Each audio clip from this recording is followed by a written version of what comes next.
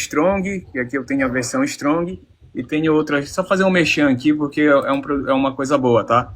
E ela vem com tudo isso aqui de fábrica, ó, com todas essas Aí é só versões aqui. baixar. É só Só baixar. colocar. Se quiser, eu te mando o link que eu tenho lá, eu te mando no WhatsApp. Tu pode baixar e ela vem com comentário, vem com Targum, vem com um monte de coisa. É muito Aí legal. em qualquer computador baixa certinho. Isso, qualquer computador. Com o link tu consegue baixar. Tá. Tá, antes de mais nada, hoje a gente vai falar ali a respeito do preterismo parcial, preterismo total, e por que eu não considero uma ideia da qual eu trago como uma linha que eu defenda, tá? O preterismo parcial.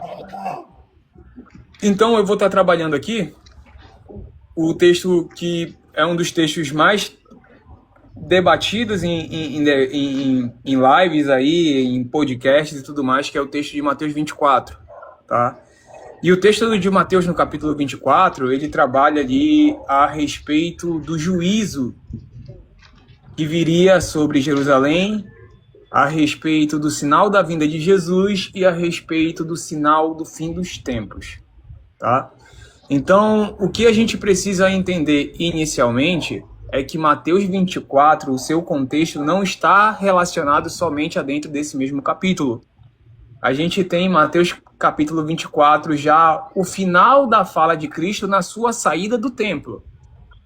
Então, quando a gente volta para o capítulo 23, que é onde de fato começa ali a fala de juízo sobre Jerusalém e sobre os fariseus, é a partir do verso 15 que a gente vai iniciar a nossa leitura aqui agora na live para fazer o entendimento.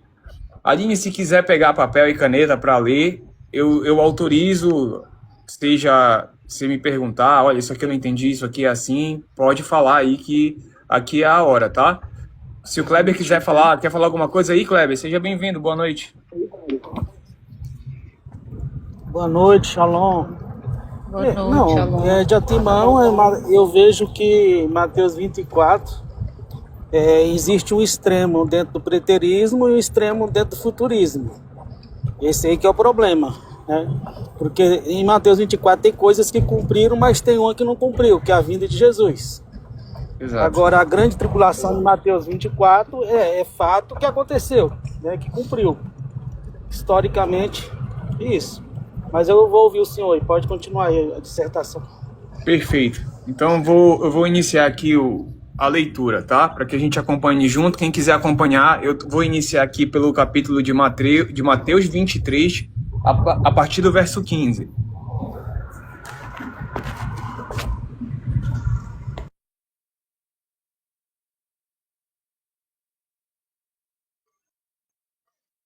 A partir do 15, 24, 15. Aí, deixa eu só fazer um negócio aqui no WhatsApp aqui. Eu não vou sair daqui, tá? Só vou baixar aqui a câmera. Eu tenho que mandar o número aqui do negócio que me pediram aqui. Pera aí. Ai. Repete aí, Kleber, o que você falou. É Mateus 15. Não, Kleber, que ele tinha falado. Ah, tá.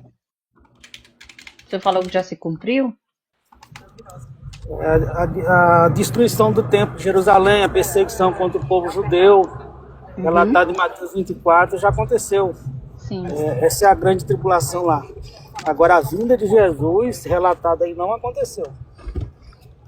É isso aí que o preterismo é.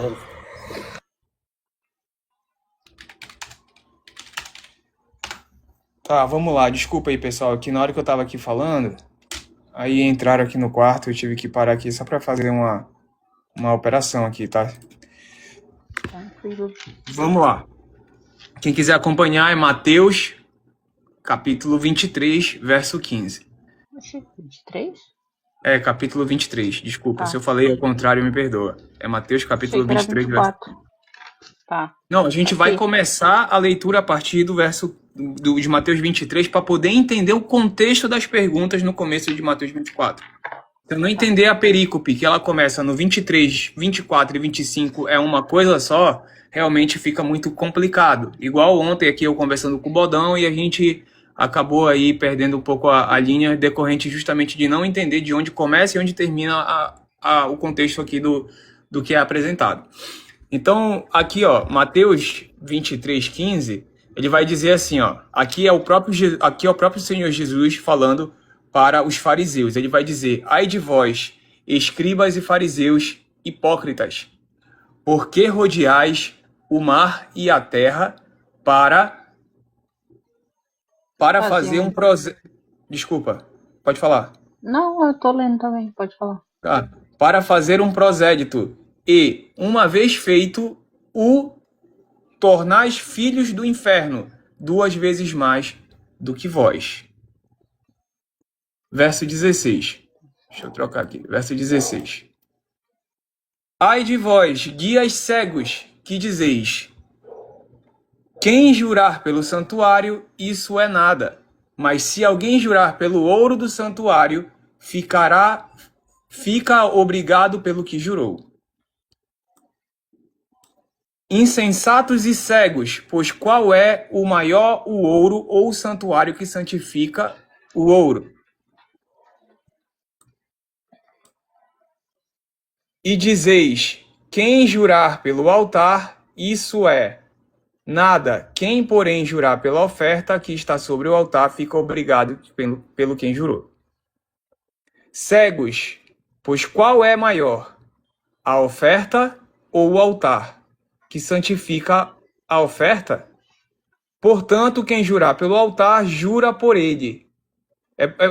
Eu sei que está um pouco ruim para mim aqui, porque ficaria mais fácil para eu ler se tivesse aqui. Mas estou fazendo um esforço. Quem jurar pelo santuário, jura por ele, e por aquele que nele habita. E quem jurar pelo céu, jura pelo trono de Deus e por aquele que no trono está assentado. Prestem atenção, Jesus está aqui repreendendo os fariseus. Até aqui eu estou fazendo uma leitura na qual Jesus está diante dos fariseus, tá? Repreendendo eles. E aí ele vai dizer aqui, ó, verso 23. Ai de vós, escribas e fariseus hipócritas, porque dais o dízimo da hortelã, do endro e do cominho, e tendes negligenciados os preceitos mais importantes da lei, a justiça, a misericórdia e a fé.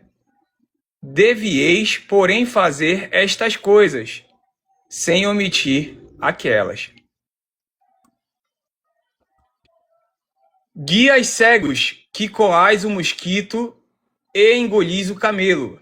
Ai de vós, escribas e fariseus, hipócritas, porque limpais o exterior do corpo e do prato, mas estes por dentro estão cheios de rapina e intemperança. Fariseu cego, limpa primeiro o interior do copo, para que também o seu exterior fique limpo. Verso 27. Vocês vão ver onde isso aqui vai terminar. Deixa eu botar aqui o mouse.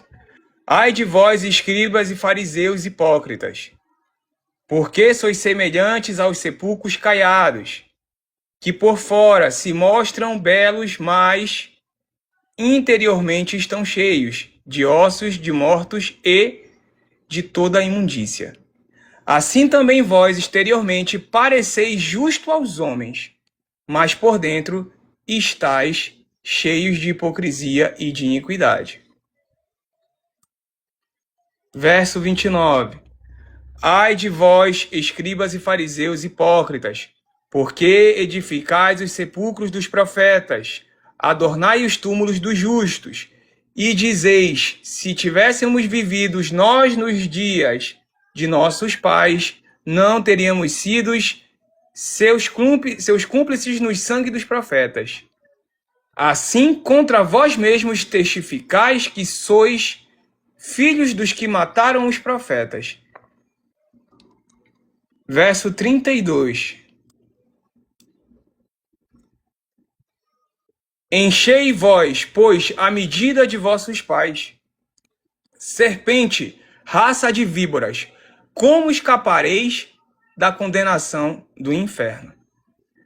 Por isso, eis que vos envio profetas, sábios e escribas.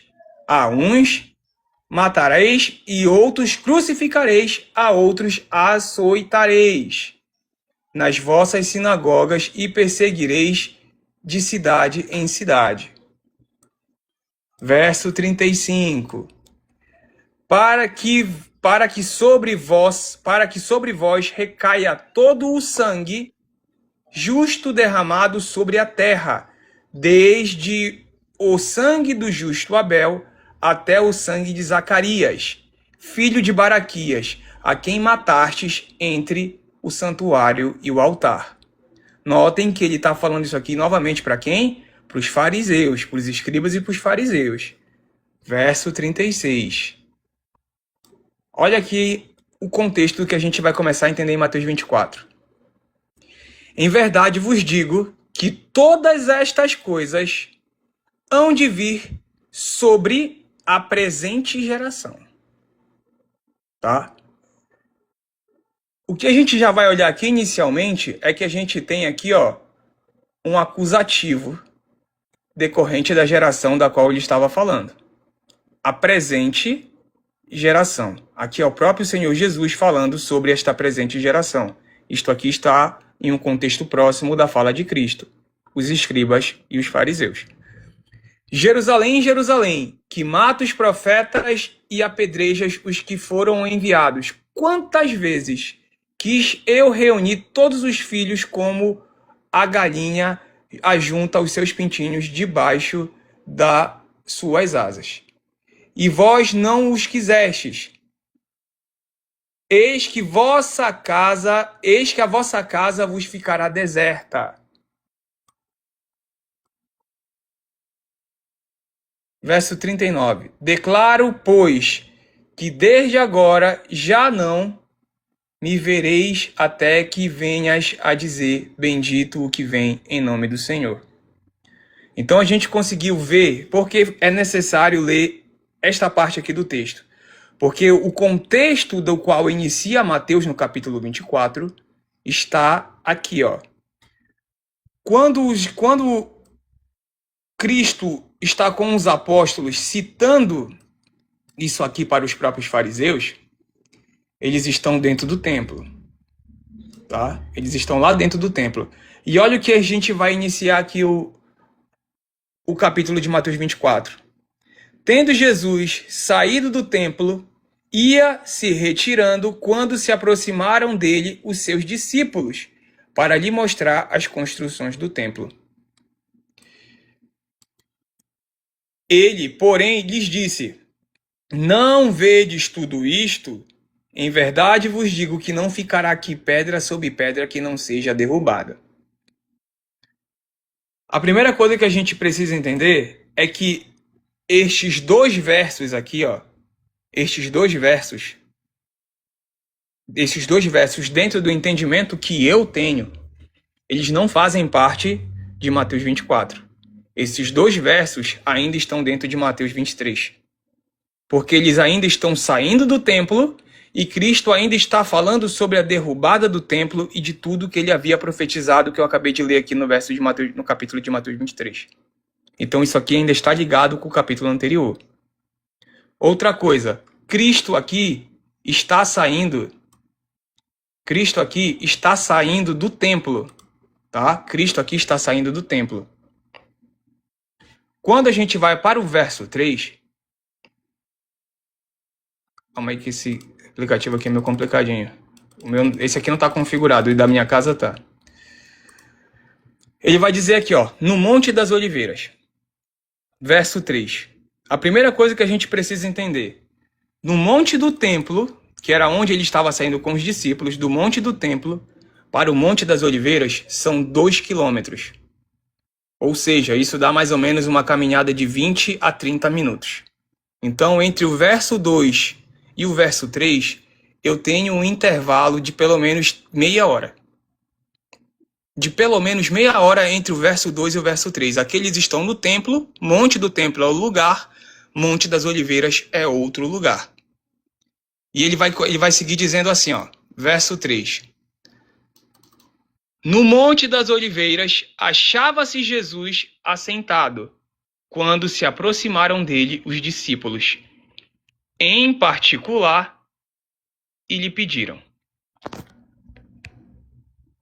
dize-nos quando sucederão estas coisas, e qual sinal haverá da tua vinda e da consumação do século. A primeira coisa que a gente precisa entender aqui, que são 3 perguntas. Correto? Até aqui tá o quê, Aline? 3 perguntinhas? Quais são as 3 perguntas? Vou falar de novo. Dize-nos quando sucederão estas coisas. A gente lendo, a gente tem que fazer a pergunta: que coisas? Acho que a gente acabou de ler aqui, ó. Mateus 23.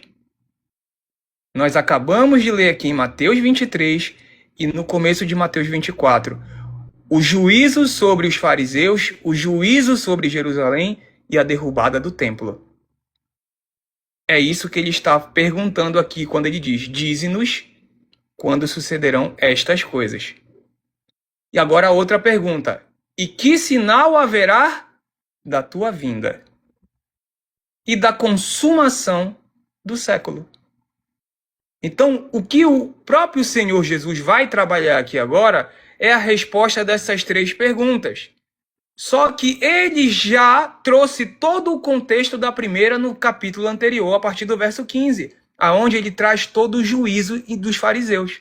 Agora a gente vai entender por que Mateus 24 é uma profecia progressiva. O seu cumprimento está em andamento e não se cumpriu em sua totalidade. Tá? Olha o que ele vai dizer aqui. Agora vem a resposta das perguntas.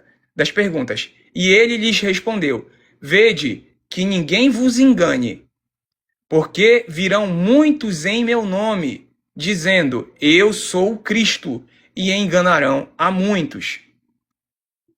Verso 6.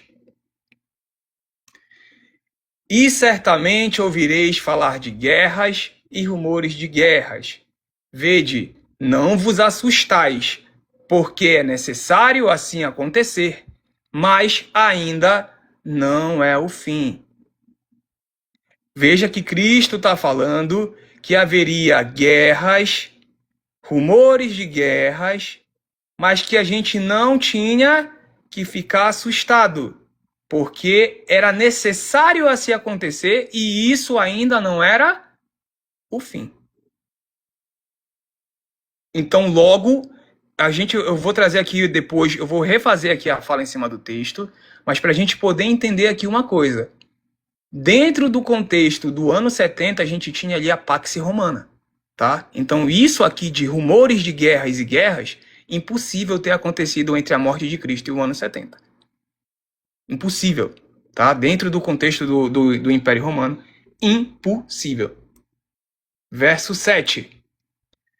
Porquanto se levantará nação contra nação, reino contra reino, e haverá fomes e terremotos em vários lugares. Outro problema para a gente dizer que isso aqui se cumpriu. Decorrente do próprio contexto atual, que o Império Romano dominava aquela região. Então, se eu tenho aqui, ó, nação contra nação, reino contra reino, isso entre o ano 33 e o ano 70, isso aqui automaticamente já me força uma leitura contraditória se eu entender que isso aqui se cumpriu. Roma se levantou contra Roma? É isso aqui que eu tenho que ler e entender, ó. Nação contra nação. Qual era a nação dominante? Era Roma. Reino contra reino. Era Roma. Eu tenho que entender que aqui foram nações que se levantaram contra si dentro da Pax Romana, onde tinha um controle total de uma, entre aspas, absoluta paz. E haverá fomes e terremotos em vários lugares. Eu não estou trazendo aqui comentários de pessoas que têm livros históricos, tá? Isso aqui é uma leitura por cima do texto, mas daqui a pouco eu vou trazer caso seja necessário. E olha só o que ele vai dizer. Porém, isto é o princípio das dores. Aqui eu quero fazer uma colocação, tá? Lá no profeta Isaías, ele vai dizer o seguinte, que nunca tinha se visto algo parecido ou algo igual. Uma mulher primeiro dá à luz a um filho e depois vem as dores de parto. Primeiro a mulher dá à luz ao filho e posteriormente viria as dores de parto. E é isso aqui que está se cumprindo tá? Dentro de Mateus 24.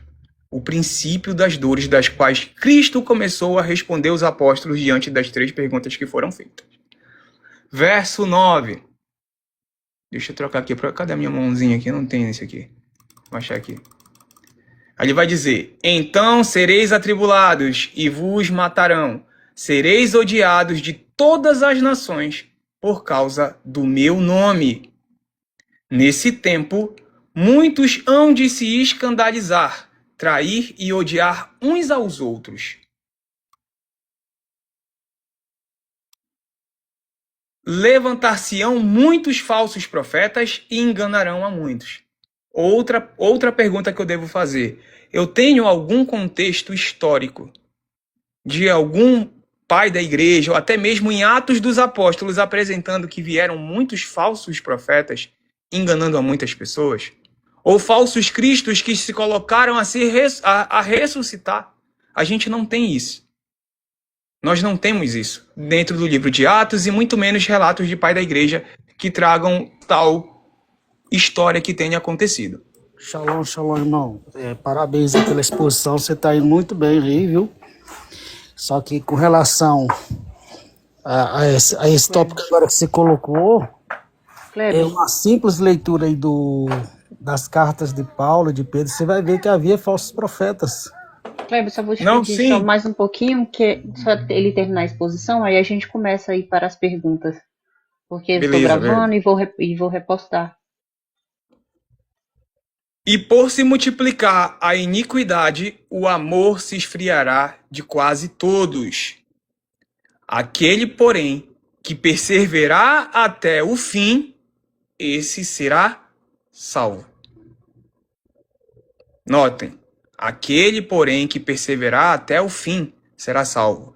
Jesus falou lá em cima que haveria guerras e rumores de guerras, mas ainda não era o fim. Mas aqui ele está fazendo uma advertência, que aquele que perseverar até o fim, ou seja, o fim viria somente após quando se completasse essa questão de guerras e rumores de guerra. Então o fim não era ali também. Tá? A gente já precisa entender isso aqui. Aquele que perseverar o quê? Aquele que perseverar na fé, aquele que não negar o nome dele. Agora ele vai dizer quando é que o fim virá. E será pregado este evangelho do reino por todo o mundo, para testemunho a todas as nações. Então virá o fim. Olha quando é que o fim vem. Aqui a gente também tem que entender outro contexto, a gente tem um contexto aqui histórico, tá? Paulo, não se sabe se chegou à Espanha, a gente tem ali regiões da Europa que isso aqui não foi pregado, a gente tem, por exemplo, região da Índia, da qual isso aqui não foi pregado, isso é muito depois. E isso aqui não se cumpre dentro do ano 70. Tá? Este evangelho aqui, do qual ele está falando, ainda continua sendo pregado até os dias de hoje. Senão a gente não estaria com esse evangelho na mão. Então o fim ainda não chegou, porque isto aqui ainda está em cumprimento. A profecia de Mateus, capítulo 24, é uma profecia progressiva, que vem trazendo os acontecimentos históricos diante dos nossos olhos, conforme a gente acabou de ler aqui, para que viéssemos a entender o sinal dos fins dos tempos, do qual é relatado pelo próprio Senhor Jesus Cristo. Dentro do contexto que eu apliquei aqui, a gente já conseguiu identificar o princípio das dores. Notem que a gente já viu anteriormente no capítulo 23 a geração da qual ele profetizou esta geração para os fariseus e escribas. Agora, aqui é o verso 14, ele diz que o evangelho seria pregado a toda a criatura e então viria o fim. Nós já podemos ver que estamos falando de um outro grupo, de uma outra dispensação.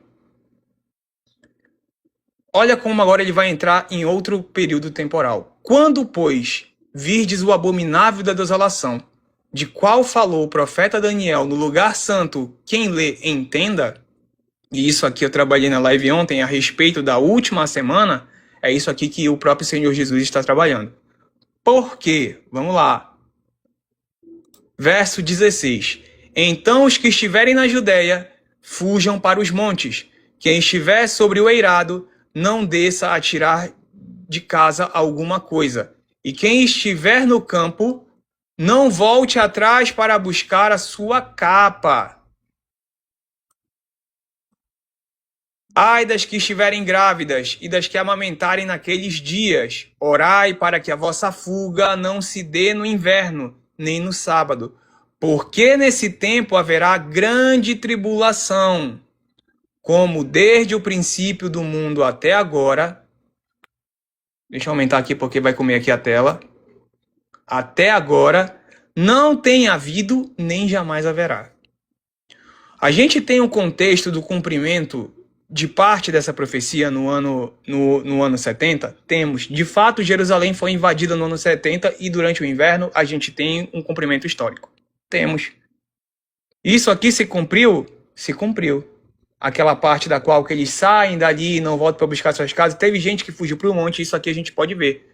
Só que a gente tem um problema de dizer que aquela tribulação do ano 70 foi a maior que já existiu na história. Por quê? O próprio Cristo está dizendo, ó, tribulação como desde o princípio do mundo. Ou seja, desde a fundação do mundo, desde o começo do mundo. Até agora. Até agora quando? Até a época de Cristo. Não existiu. E nem jamais existirá. O que eu preciso entender? É só a gente olhar da perspectiva de Jesus.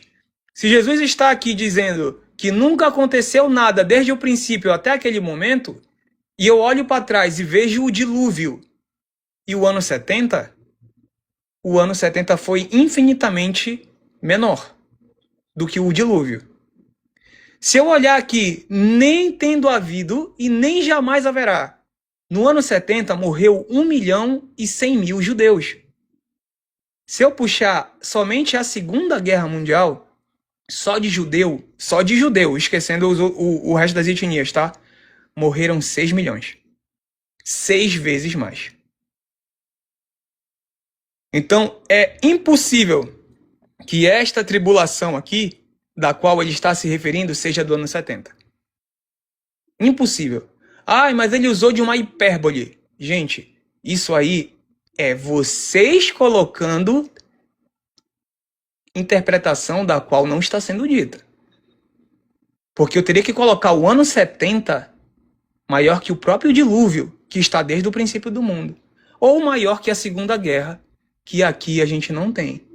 Aí estão falando aqui na rolagem, mas ali foi perseguição. Não, aqui está falando de tribulação, meu filho. Se o dilúvio ali foi para ti uma perseguição ou algo do tipo, complicou tudo. Sorte de quem surfou lá naquelas ondas então, que ficou vivo. Verso 22 ele vai dizer, não tivessem aqueles dias sido abreviados, ninguém seria salvo. Mas por causa dos escolhidos, tais dias serão abreviados. Quem são os escolhidos? Quem são os escolhidos? Será que a gente tinha uma maioria de escolhidos em Jerusalém naquele tempo? É óbvio que não, senão Jesus não tinha sido rejeitado. Concordam comigo? A gente tinha ali uma minoria. Como é que ele está fazendo uma aplicação generalizada aqui? Por causa dos escolhidos, aqueles dias haviam de ser abreviados. Verso 23. Então, se alguém vos disser, eis aqui o Cristo, ou ei-lo ali, não acreditais. Agora o irmão Kleber ali fez um comentário, do qual eu estava falando lá, e isso aqui está coadunando junto com a fala de Cristo lá no verso 12 ou 13 mais ou menos, tá? Onde surgiriam falsos cristos. Ele volta a alertar. A gente não tem relato, volto a dizer, em Atos dos Apóstolos ou em história dos pais da igreja, de pessoas se denominando o próprio Jesus Cristo que ressuscitou naquele tempo. A gente não tem relatos. Nós temos pessoas que se intitulavam Messias, mas Jesus, como ele tinha saído, isso não aconteceu. Ressuscitado, isso não aconteceu. Porque surgirão falsos cristos e falsos profetas operando grandes sinais e prodígios para enganar, se possível, os próprios eleitos. Outro problema. Dentro do ano, até a morte de Cristo, até o ano 70, não temos relato também de ninguém fazendo sinais e maravilhas. E a gente tem esta mesma aplicação de sinais e prodígios para enganar lá no livro de Apocalipse. Verso 13, capítulo 13, né? Onde ali vai surgir fazendo sinais e maravilhas com toda a eficácia de Satanás. Isto aqui já é o contexto do tempo do final dos tempos. Isso aqui não é para o ano 70. Não tem como encaixar isso aqui no ano 70, a não ser que alguém me traga algum relato histórico provando que tinha ali gente fazendo milagres e sinais e maravilhas, a não ser o próprio Cristo ou os apóstolos. Vede que vô-lo tenho predito, ou seja, Jesus está dizendo, eu estou avisando vocês antecipadamente. Portanto, se vos disserem, eis aqui ele no deserto, não saiam, ou ei-lo no interior da casa, não acreditem. Por quê? Por quê? Isso aqui é muito importante, gente.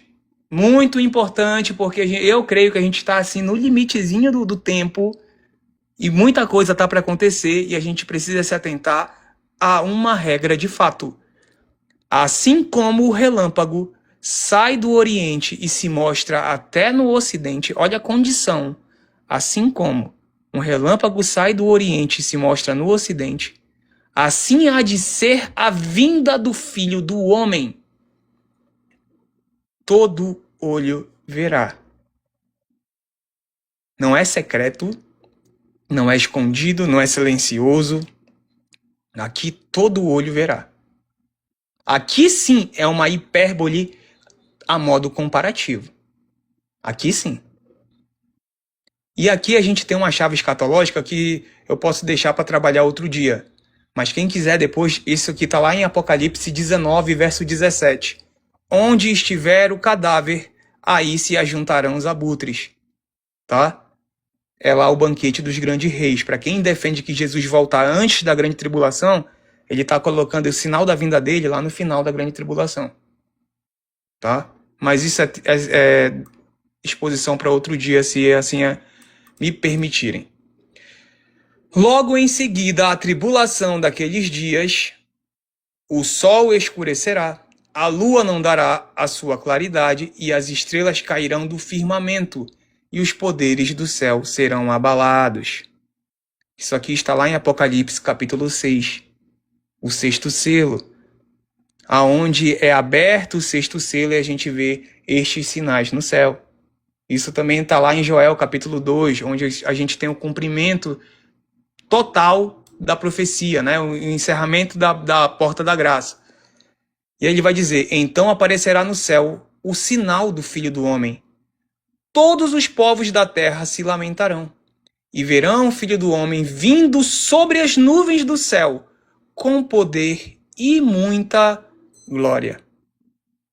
Isso aqui não tem como ser secreto. Novamente volto a falar. Olha aqui, ó. Aqui em cima, ele trata de um sinal que todo mundo vai ver como se fosse um raio que sai do Ocidente e se põe no Oriente. E aqui ele está dizendo que o sinal as pessoas da terra verão o sinal, se lamentarão porque verão o Filho do Homem vindo sobre as nuvens no céu com poder e muita glória. É impossível que isso aqui seja secreto. Para quem defende arrebatamento secreto, vinda secreta, vinda só para a igreja, não tem texto para provar isso. Não tem texto para provar isso. Só que hoje a gente não está falando de pré e pós. Novamente, ele enviará os seus anjos com grande canglor de trombeta, os quais reunirão, trabalhei isso aqui ontem, a palavra aqui é epissonago, tá? De reunir, a mesma aplicação que o próprio apóstolo Paulo cita para a igreja de Tessalonicenses. E ele vai dizer aqui, ó, os quais reunirão seus escolhidos dos quatro ventos de uma a outra extremidades dos céus. E de novo, em concordância com a fala do próprio apóstolo Paulo lá em 1 Tessalonicenses capítulo 4, aonde teremos um encontro com o Senhor nas nuvens. Aqui está falando de volta, de glória e de arrebatamento. Para quem defende que isso aqui se cumpriu no ano 70, vai ter que sustentar que a gente ficou, que Jesus já veio, já buscou sua igreja e a gente faz parte daquele filme Deixados para Trás. Tá? Não tem como, gente. É impossível. É impossível. Voltem à leitura e vejam que o fim ainda nem chegou porque o evangelho ainda está sendo pregado a toda criatura. E aqui a gente vai entrar num ponto-chave, tá? Verso 32. Aprendei, pois, a parábola da figueira. Quando já os seus ramos se renovam e as folhas brotam, sabeis que está próximo o verão. Primeira coisa que a gente precisa entender, quem é esta figueira? A figueira que está sendo aplicada aqui é Israel. Cristo, acho que é em Mateus 21 ou Mateus 11, ele vai trabalhar, ele está passando com os apóstolos perto de uma figueira, ele vai atrás de um figo e essa figueira não tem fruto. Ele passa, encosta a mão e amaldiçoa a figueira. Eles seguem caminhando até o templo, vão lá, fazem a purificação do templo. No outro dia, quando eles voltam, a figueira está morta até a raiz. E aí ele vai falar sobre o contexto de fé. E ali, dentro daquele contexto, a gente vê que Jesus amaldiçoa a figueira.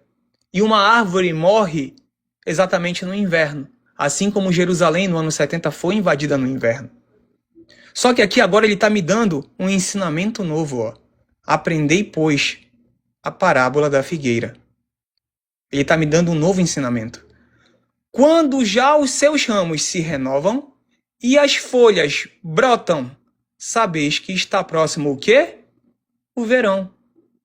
Olha aqui, ó, Mateus 21, 45. Lembra que eu falei agora ali? Que ele amaldiçoou a figueira no inverno e ela, de fato, Jerusalém foi invadida no inverno? Ele me lembrou disso aqui, no contexto escatológico, que a figueira voltaria a florescer. Quando ela desse fruto, a gente sabia que estaria próximo o verão. Isso aqui também tem um contexto muito profundo do qual eu não posso falar aqui agora, senão a gente vai desvirtuar de novo do tema da live. Mas isso aqui está ligado com a última carta da igreja de Apocalipse, onde mostra que ali ele está à porta e bate. Né? E a gente vai ver que ele vai dizer aqui agora, ó, assim também vós, quando virdes todas estas coisas, sabei que está próximo às portas. A carta à igreja de Laodiceia, ele está à porta e está batendo. Ou seja, novamente um contexto para o futuro, porque está remetido para a sua volta. Jerusalém no ano 70 foi destruída. Ela volta a ser nação em 1948 e ela volta a anexar, Israel volta a ser nação em 1948 e ela volta a anexar Jerusalém somente em 1968. Então eu tenho aqui uma aplicação que Cristo profetizou, mesmo depois de falar do juízo, ele fala que Israel voltaria a ser uma nação e isso se cumpre. Diante de qual geração? Ele vai dizer aqui agora. Ele vai dizer aqui exatamente agora. Em verdade vos digo que não passará esta geração sem que tudo isso aconteça. Passará o céu e a terra, porém minhas palavras não passarão.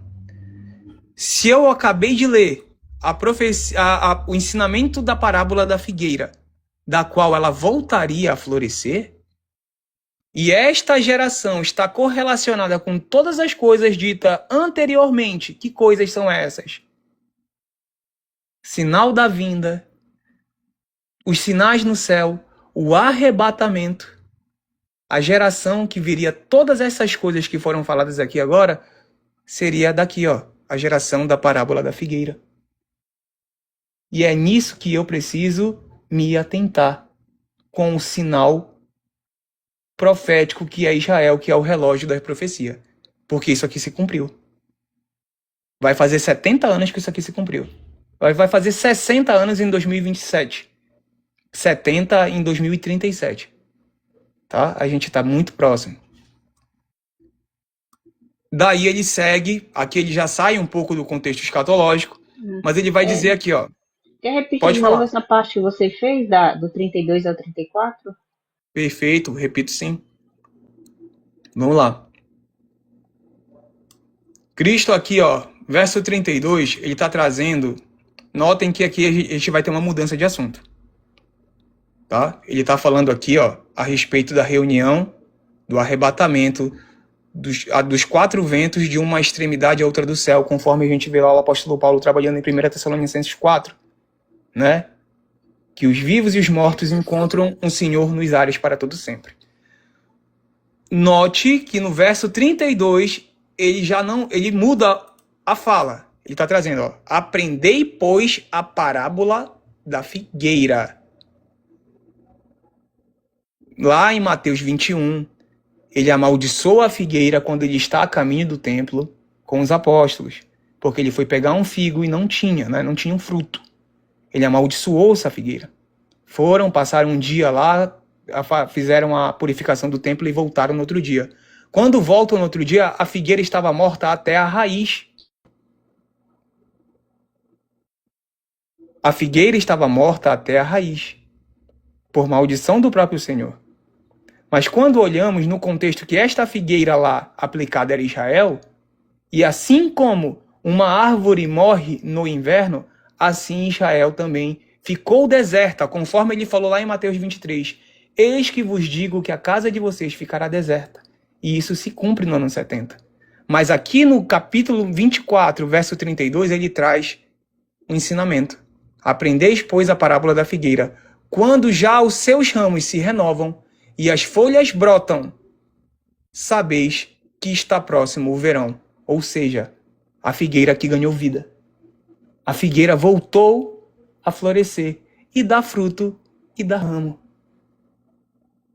Verso 33. Assim também vós, quando virde todas estas coisas, ó, assim, ó, vou falar aqui de outro jeito. Assim também vocês, quando virem todas essas coisas, saibam que está próximo, que ele está próximo, ele está às portas. É isso que está dizendo aqui. Saibam que ele está próximo, que ele está às portas. Ele está batendo aqui, ó. Estou chegando, vai abrir ou não vai? Verso 34. Em verdade vos digo que não passará esta geração sem que tudo isso aconteça. Tudo isso o quê? As coisas supracitadas anteriormente. Quais foram as coisas supracitadas anteriormente? Sinal no céu, arrebatamento, a figueira florescendo, falsos cristos e falsos profetas fazendo sinais e maravilhas, que enganariam até os eleitos, se possível. E isso a gente vê isso dentro de onde? Do contexto do livro de Apocalipse. O que Cristo está dizendo aqui está exatamente coadunando com o que está sendo escrito pelo apóstolo João lá no livro de Apocalipse. Isso aqui é um contexto escatológico para o tempo do fim. Verso 35. Passará o céu e a terra, porém minhas palavras não passarão. E é exatamente isso, tá? A figueira floresceu em 48, em 67 anexa Jerusalém ao território de Israel, cumprindo exatamente o que ele falou ali. Isso aqui até para um judeu que diz que Jesus não é o Messias, né? Como é que ele acerta isso tudinho aqui, né? Ele acertou que Israel voltaria a ser Estado e que ela também ficaria desolada. Mas vai entender. Mas a respeito daquele dia e a hora, ninguém sabe, nem os anjos do céu, nem o Filho, senão o Pai. Muita gente costuma pegar este texto aqui e dizer, mas Jesus não sabia o dia e a hora. A gente acabou de ler o texto todinho aqui. Vocês viram que a gente acabou de ler. Ele dá sinal no céu, ele fala de tudo o que estaria por vir, e ele realmente não sabia isso aqui? Complicado. O contexto dentro do que está sendo falado aqui, ele tem um contexto também um pouco mais profundo. Poderia passar aqui e mudaria o tema da live, mas vou fazer uma pincelada por alto. Quando a gente vai para dentro, mas a respeito daquele dia e hora ninguém sabe, ele está se referindo a uma festa. Jesus estava se referindo a uma festa. A festa das trombetas. Dentro do contexto judaico, a festa que ninguém sabe o dia nem a hora é a festa das trombetas. Por quê? Porque era necessário que 2 testemunhas, ao raiar da primeira lua nova, ali no começo do mês de setembro, mês de outubro, quando eles olhassem o primeiro raiar da lua nova, iniciava-se a festa das trombetas, mas isso poderia acontecer entre o dia 2, dia 3 e dia 4. Por isso que ninguém sabia o dia e a hora. A hora que aparecesse, eles avisavam no templo e iniciava-se a festa das trombetas. E é por isso que ele vai dizer que estes tempos aqui são determinados pelo próprio Pai. O contexto da natureza, o contexto do envio do começo dessa festa. Mas Jesus sabia, assim, tudo o que iria acontecer no tempo do fim, senão ele não tinha falado anteriormente aqui, né? É só vocês voltarem a ler o texto desde o verso 1 lá, que vocês vão ver que ele sabia e sabia tudo. Pois assim como foi nos dias de Noé, também será a vinda do Filho do Homem. Porquanto assim nos dias anteriores ao dilúvio, comiam e bebiam, casavam-se e davam-se em casamento, até ao dia em que Noé entrou na arca e não perceberam. Senão quando veio o dilúvio e o levou a todos, assim será também a vinda do Filho do Homem. Quando a gente vai para dentro do contexto ali do dilúvio, a gente sabe que a água levou os ímpios, né? Olha aqui, ó, o dilúvio levou a todos. Se vocês estão achando que isso aqui é arrebatamento, eu ficaria um pouco preocupado, porque ó, o dilúvio levou os ímpios, levou a todos os ímpios. Não foi os justos não, tá? Isso aqui não é arrebatamento, pessoal. Verso 40. Então 2 estarão no campo, um será tomado e o outro deixado. 2 estarão trabalhando no moinho, uma será tomada e outra deixada. Portanto vigiai, porque não sabeis em que dia vem o vosso Senhor. E isso aqui é contexto de vigilância, igual como ele vai continuar falando aqui, tá? Principalmente no verso 43, onde ele diz que é o dia do Senhor, viria como um ladrão. E este contexto de vigilância, mesmo o apóstolo Paulo está trabalhando lá em 1 Tessalonicenses 4 e 5. Principalmente no capítulo 5. Onde ele vai dizer que a igreja já sabia que o dia do Senhor viria como um ladrão. E olha o que ele vai dizer, ó. Mas considerai isto, se o pai de família soubesse a que hora viria o ladrão, vigiaria e não deixaria que fosse arrombada a sua casa. Por isso, ficai também vós apercebidos, porque a hora em que não cuidais, o Filho do Homem virá. Novamente ele está falando o quê? Vigilância. Ele está trabalhando exatamente isso aqui, ó, vigilância. A gente precisa ficar atento a respeito da vinda do Filho do Homem. Mas tudo isso está dentro do próprio contexto que a gente acabou de ler. Como? Através dos sinais. E o apóstolo Paulo vai dizer ali que nós estamos em luz e não em trevas, para que a gente não identificasse esses sinais. O ímpio não vai saber, não vai identificar. Mas nós que somos filhos da luz, que lemos a palavra, iremos identificar estes sinais, do qual ele está falando aqui. Verso 45.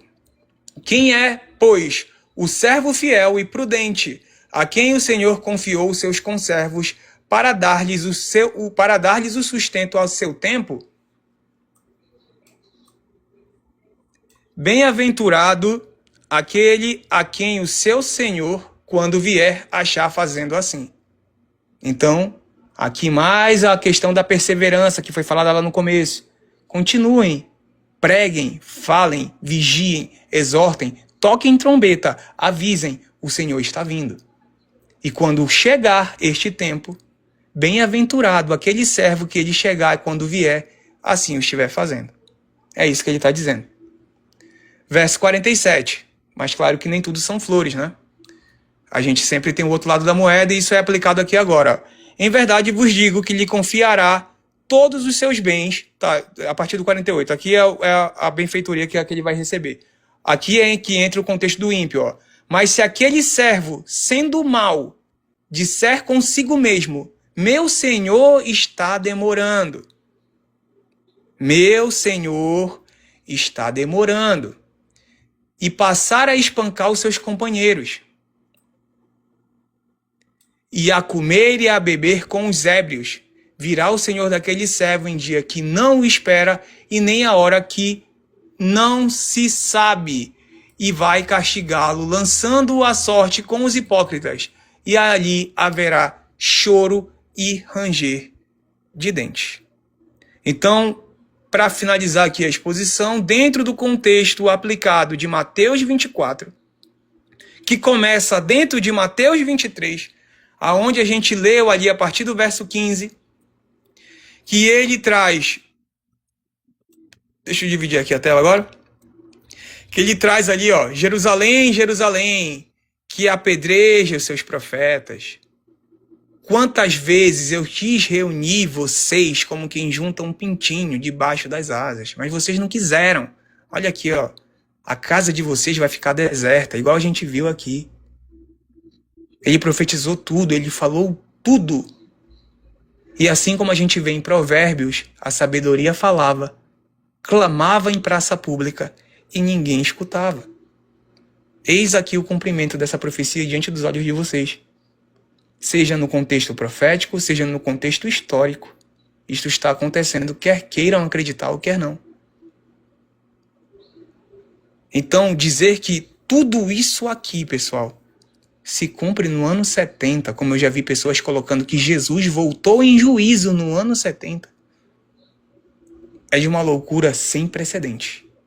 É ignorar todo o contexto da história, que a gente não tem, relato de ninguém trabalhando e dizendo que Jesus tinha voltado em juízo no ano 70. Nós temos, sim, algumas falas, por exemplo, de Flávio Josefo, onde ele diz que viu sinais, mas ele não viu a volta de ninguém. A gente não tem relato de ninguém na história da igreja que defenda isso. Tá? E olha que a gente tem ali pais que estavam presentes com aquela tradição mais ou menos até o quarto, quinto século ali, trabalhando com muita cultura viva ainda, tradição apostólica de fato. Ninguém defendia tal coisa. O que a gente tem hoje é um revisionismo através de teologias para sustentar que isto aqui irá acontecer. Aí estamos abertos ao debate. Eu encerro aqui a exposição do texto de Mateus 23 e de Mateus 24. Espero que todos tenham entendido aí, que tenha ficado claro. Uau, foi muito bom, hein?